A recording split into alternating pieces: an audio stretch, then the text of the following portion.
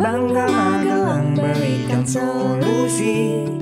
Ruang rambutnya Wong Magelang merumuskan visi di Magelang TV. Hanya di Bangga Magelang, ruang rembuknya Wong Magelang.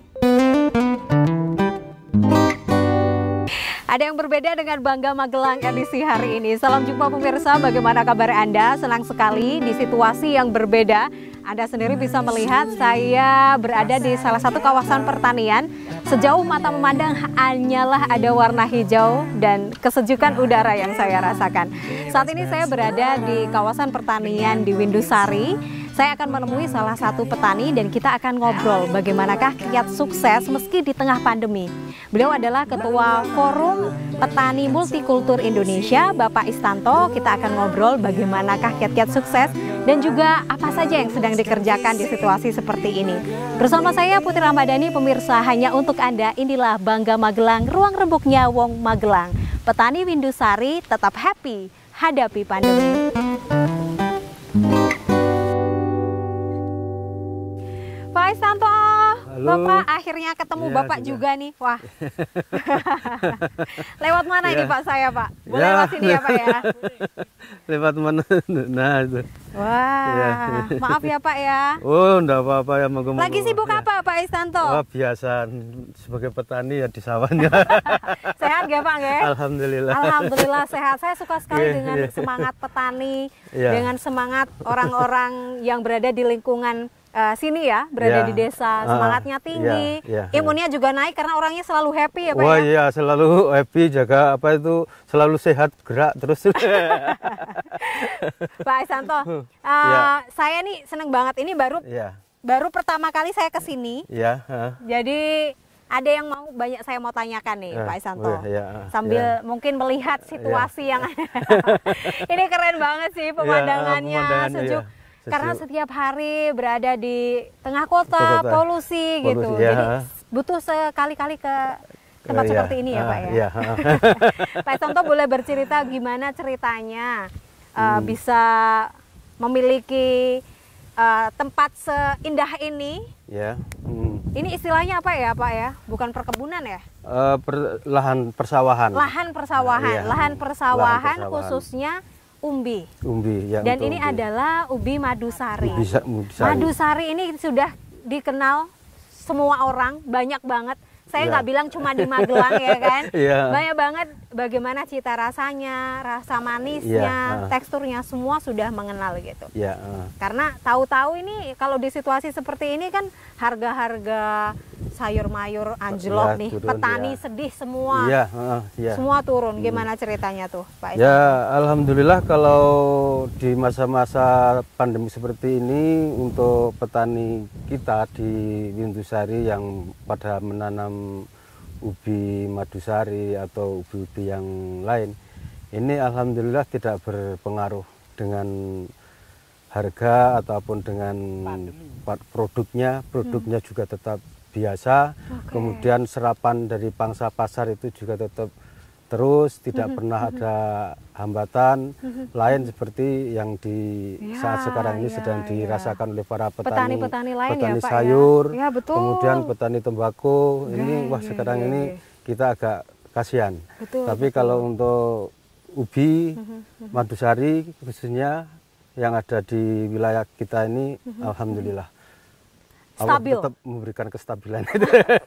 Alhamdulillah tetap stabil. Tapi Pak Istanto selain fokus untuk pengerjaan ubi khususnya di madusari ini, juga petani sayur juga banyak lah ya, Pak Istanto ini petani serba bisa. Ya, di samping itu saya juga mengolah kopi. Kopi juga. Untuk ada ubi, ada kopi, apalagi? Jadi ada juga ternak gitu, juga.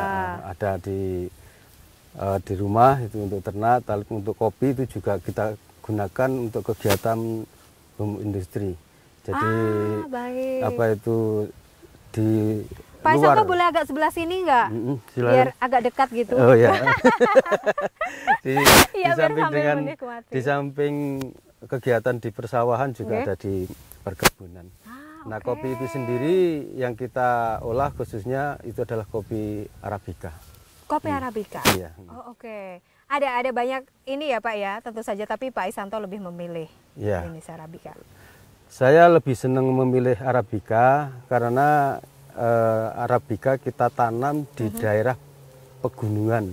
Betul, Pegunungan yang pada sudah berapa puluh tahun yang lalu, bahkan dari mulai nenek moyang di daerah pegunungan di Windusari itu yang berada di atas 1000 meter dari permukaan laut, itu mereka nanam tembakau.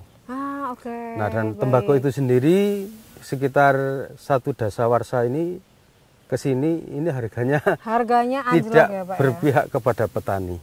Harganya tidak berpihak kepada petani, saya paham.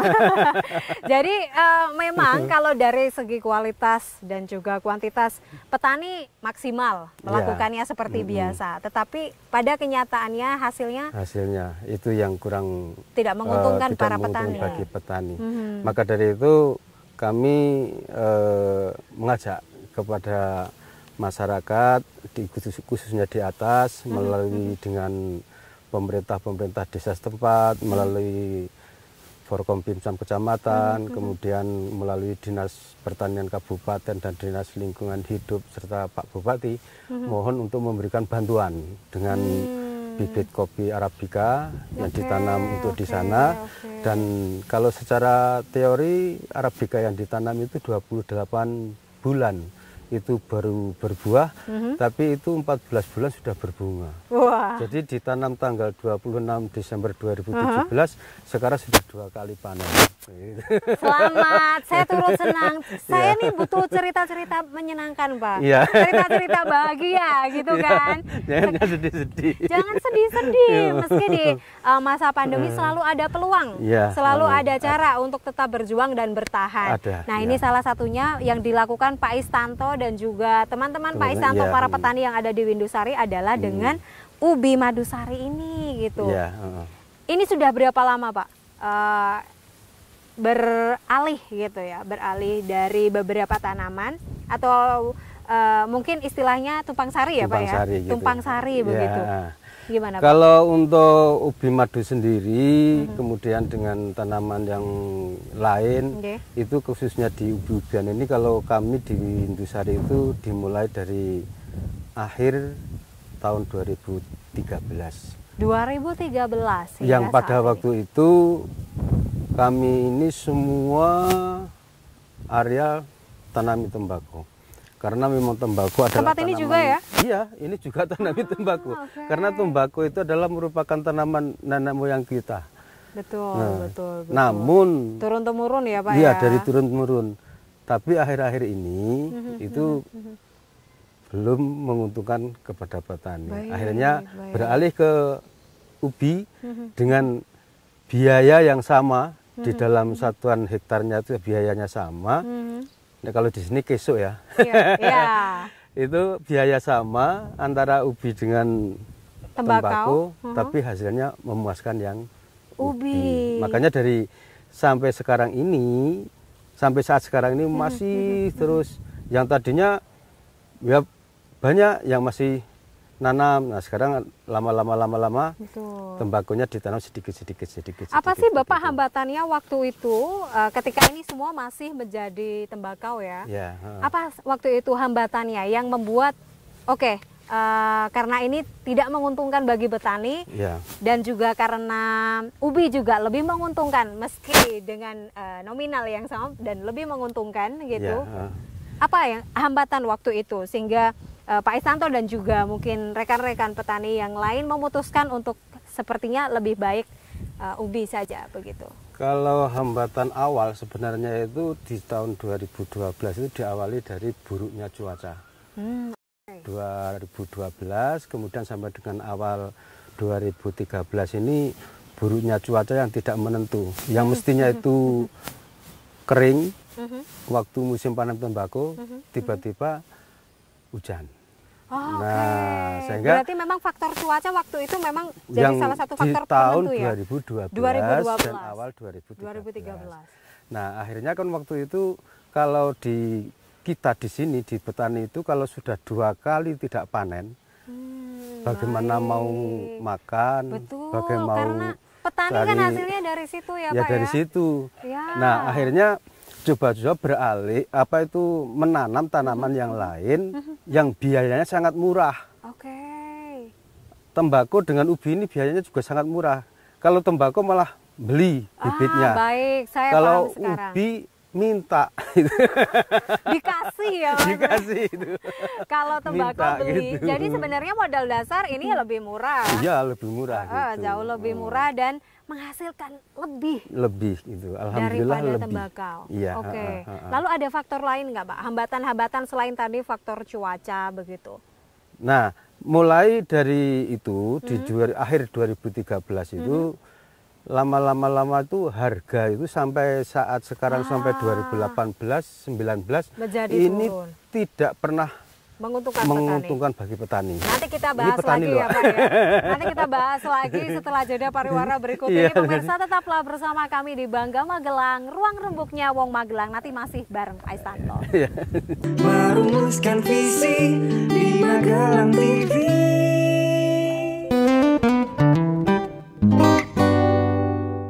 Pemirsa, Anda masih bersama kami dalam Bangga Magelang, ruang rembuknya Wong Magelang. Senang banget, soalnya beda suasananya. Iya. Biasanya di studio ada Dalam kursi, ruangan ada kursi, ini ada seger kopi gitu. banget, ada kopinya. Tadi juga dapat kopi dari Pak Istanto.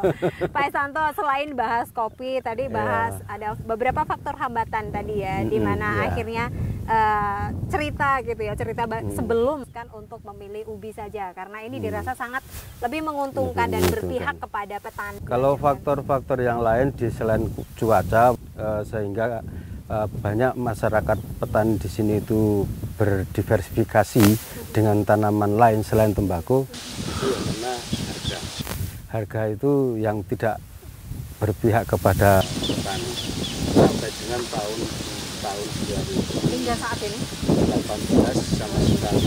Tapi di tahun 2019 ada hanya sekitar 1 minggu. Oke.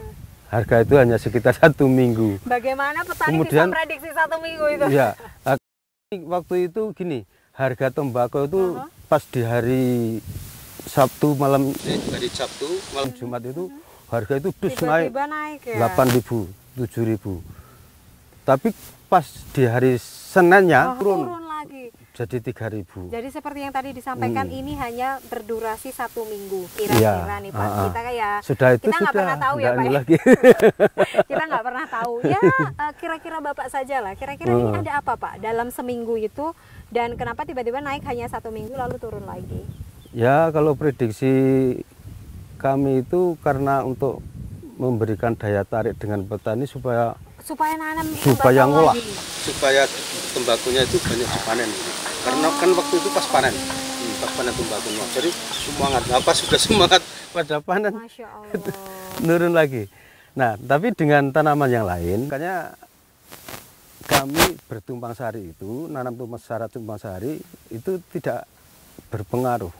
Harga itu tetap baik gitu. Jadi dengan tanam tembakau ya tetap masih ada yang nanam tembakau kalau yang masih senang nanam itu. Tapi kalau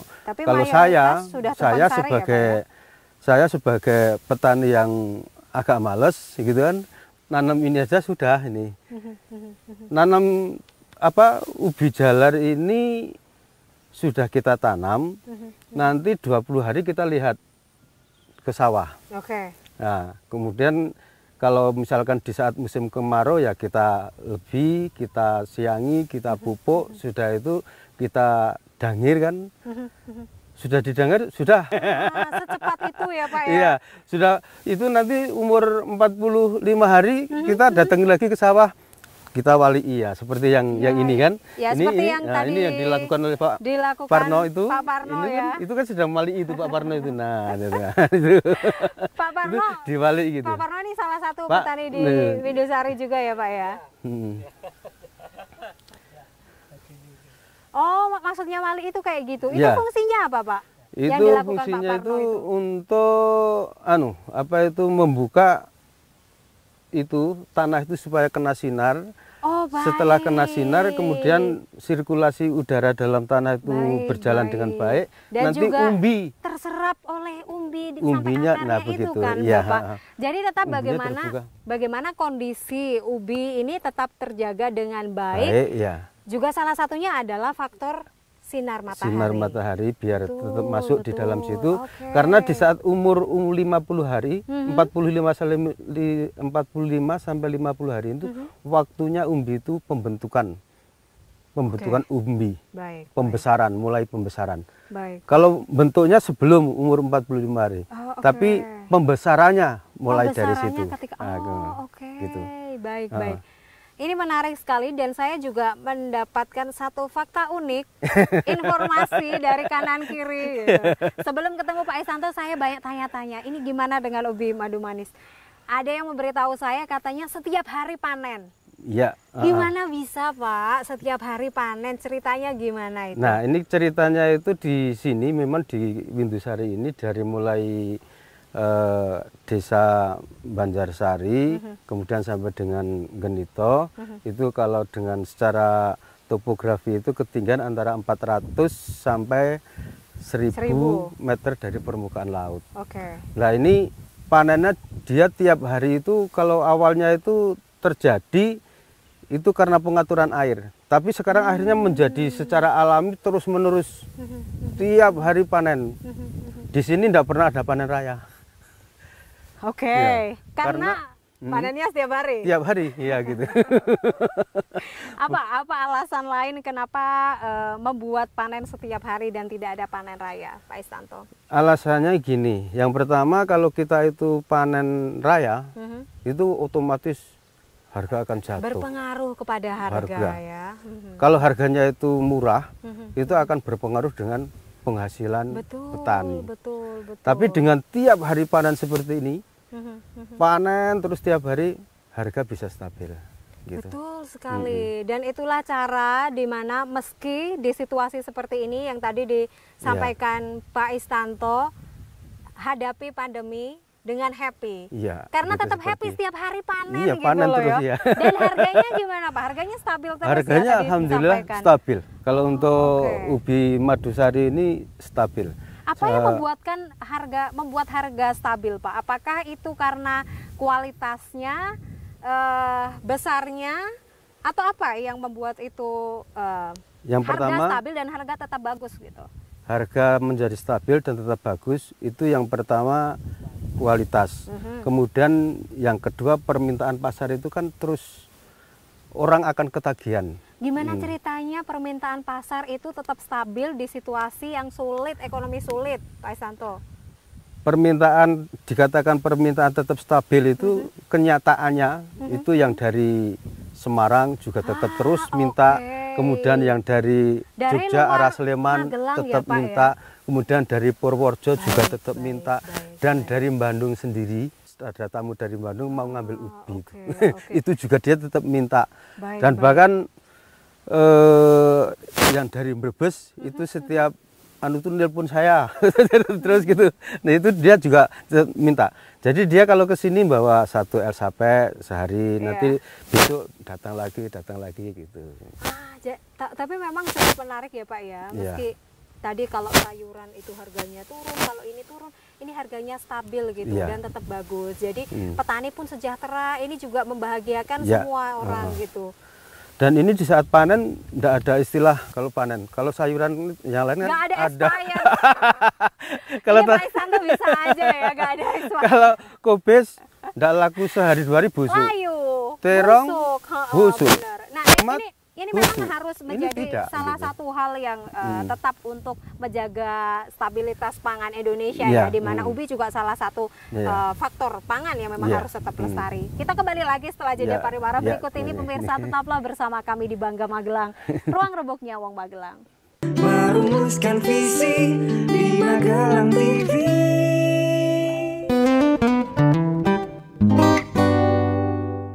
Baik pemirsa, Anda masih bergabung bersama kami di Bangga Magelang, ruang rembuknya Wong Magelang. Gimana ceritanya orang-orang ini tetap sehat? Karena asal sehat itu adalah kegembiraan. Orang-orang tetap happy.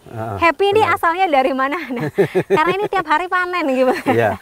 Gimana Jadi coba gak kalau happy? kehappian petani kita di sini, masyarakat di sini itu ya tentunya dari ketenangan hati, ketenangan jiwa di dalam yang bisa menentukan ketenangan kan dari keuangan, dari penghasilan, gitu kan. Di samping hal-hal yang lain, tapi penghasilan itu adalah utama. Betul. Nah, di sini untuk ubi itu memang panen tiap hari. Baik. Tetapi saat sekarang ini sudah kalau dulu itu ubi hanya dijual dalam bentuk ubi mentah. Baik, baik. Jadi dikelilingkan kemana-mana, dibawa kemana-mana. Yang saatnya akhirnya sekarang itu banyak pedagangnya yang kesini membeli dengan pedagang lokal.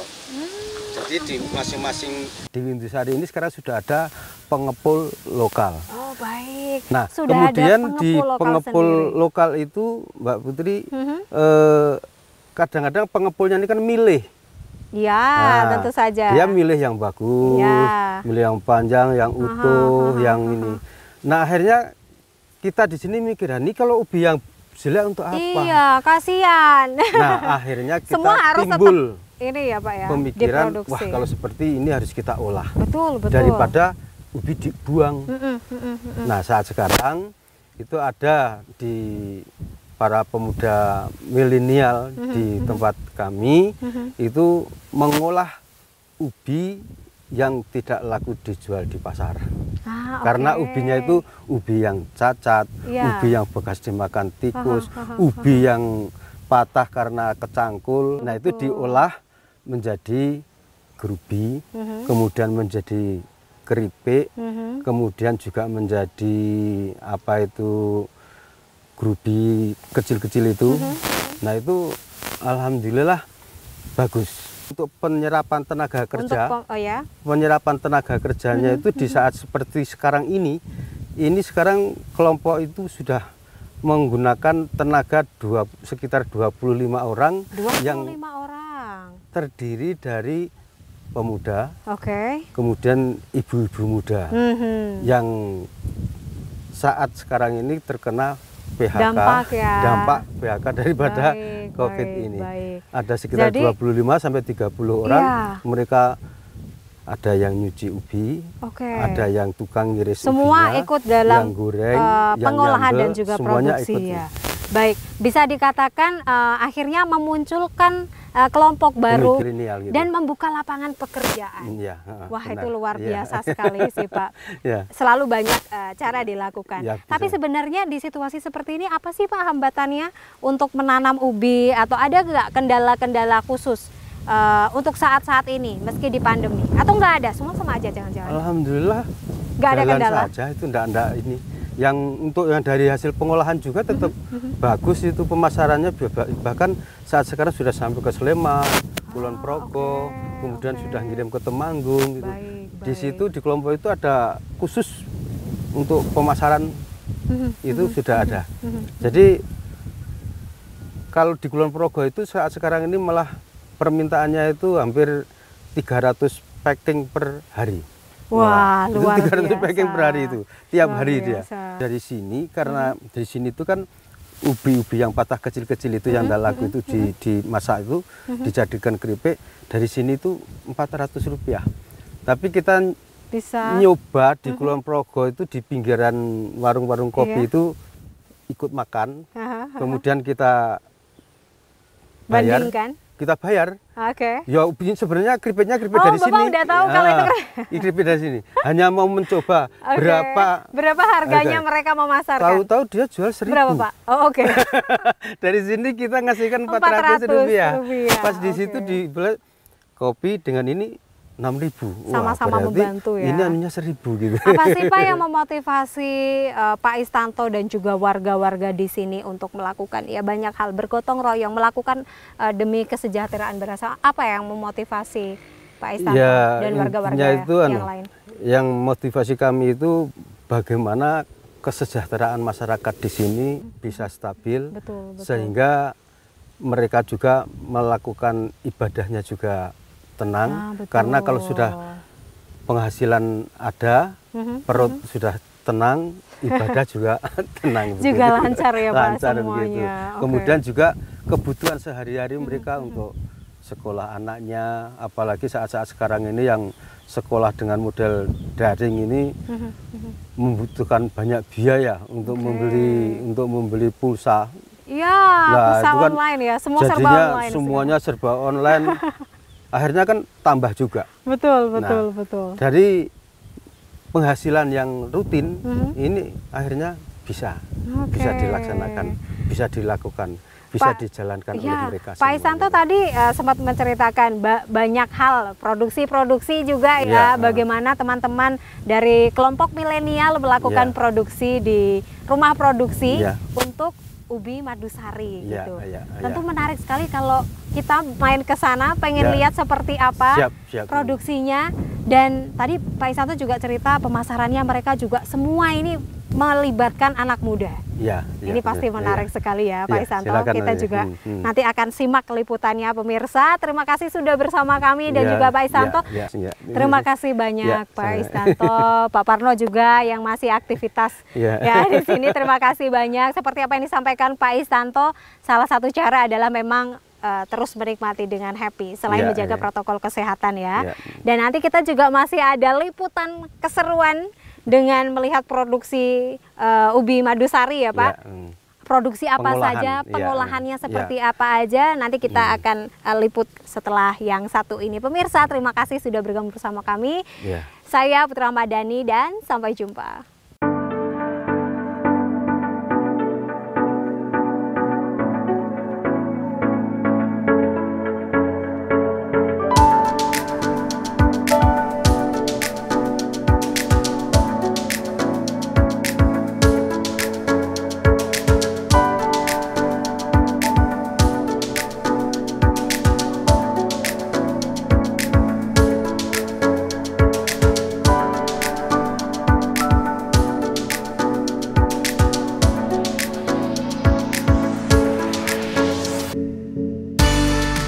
Muhaimin, pemuda Dusun Truni, Desa Candisari, Kecamatan Windusari, Kabupaten Magelang ini adalah salah satu pemuda inovatif yang berhasil mengembangkan usaha makanan berbasis ubi. Dari rumah produksinya yang sederhana, Muhaimin dan 25 orang karyawannya mengolah ubi dari proses pengupasan hingga pengepakan serta distribusi ke sejumlah pasar di daerah Jawa Tengah.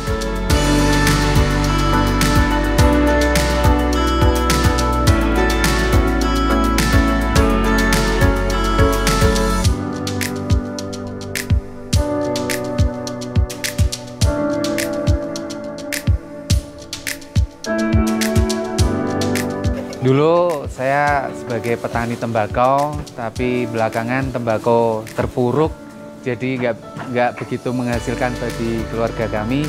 Akhirnya saya berpindah ke ubi jalar. Dari situ di ubi jalar semuanya kita proses dari yang untuk olahan sampai untuk supermarket kita pilah-pilah semuanya. Untuk pengolahan bisa jadi dua macam, bisa bentuk grubi sama keripik kering atau pencok. Untuk prosesnya, pertama ubi datang, terus dibersihkan, dikupas, dibersihkan, terus masuk ke tempat pengirisan. Setelah itu nanti ditiriskan, terus bisa nanti langsung digoreng. Nanti di penggorengan ditunggu sampai semuanya kering. Tambahkan campuran gula biar jadi grubi. Kalau yang untuk keripik digoreng kering, terus nanti dikasih bumbu-bumbu lainnya. Untuk sementara pemasaran masih di sekitaran Jawa Tengah, di pasar tradisional masuk, di kios-kios juga masuk, masih dibawa oleh beberapa sales, tempat-tempat grosiran kayak gitu Mas. Untuk produk saya kita utamakan semuanya dari hasil bumi. Untuk grubi pun juga ada tambahan seperti jahe. Jadi ada rasa jahe, rasa hangat-hangatnya juga ada. Terus untuk yang keripik keringnya juga pakai bumbu-bumbu dapur. Jadi ada rasa khasnya tersendiri gitu. Kalau grubi itu sejenis makanan kremes atau lebih dikenal sebagai kremes ubi. itu ubi dirajang kecil-kecil, terus hasilnya seperti ini. Ini adalah gurbi. Kalau yang kering biasa cuman dirajang biasa, nanti ya hasil sebelum dikemas seperti ini. Rata-rata yang ikut berkecimpung di pengolahan ubi ini rata-rata orang milenial semua. Cuman kita juga butuh bimbingan dari orang tua sekitar untuk milenialnya ya sekitar 80%-nya lah. Jadi sekitar ada 20 orang itu masih muda semua. Untuk omset per hari kita masih di sekitaran 1.300.000 lah, 1,5. Untuk harapan saya ke depan, semoga untuk para petani ubi jalar dan orang-orang di sekeliling kita bisa merasakan nikmatnya dari hasil ubi ini.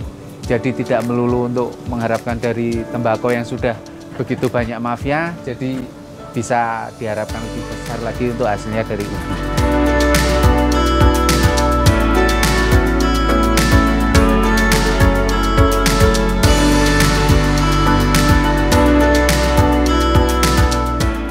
Usaha yang diberi nama Berkah Bumi ini setiap bulannya berhasil meraup omset hingga 45 juta rupiah dan tentu memberikan manfaat bagi warga sekitar yang terkena dampak PHK akibat COVID-19. Tidak hanya Muhaimin, sejumlah pemuda di Desa Candisari juga melakukan usaha yang sama. Perekonomian di desa ini pun tentu terus bertumbuh, bahkan nyaris tidak terpengaruh dengan wabah COVID-19. Semoga langkah Muhaimin dapat menginspirasi pemuda-pemuda lainnya untuk bangkit, mencari celah dan peluang, menyambut tantangan dan memantik pertumbuhan perekonomian di Kabupaten Magelang. Tim Liputan Magelang TV.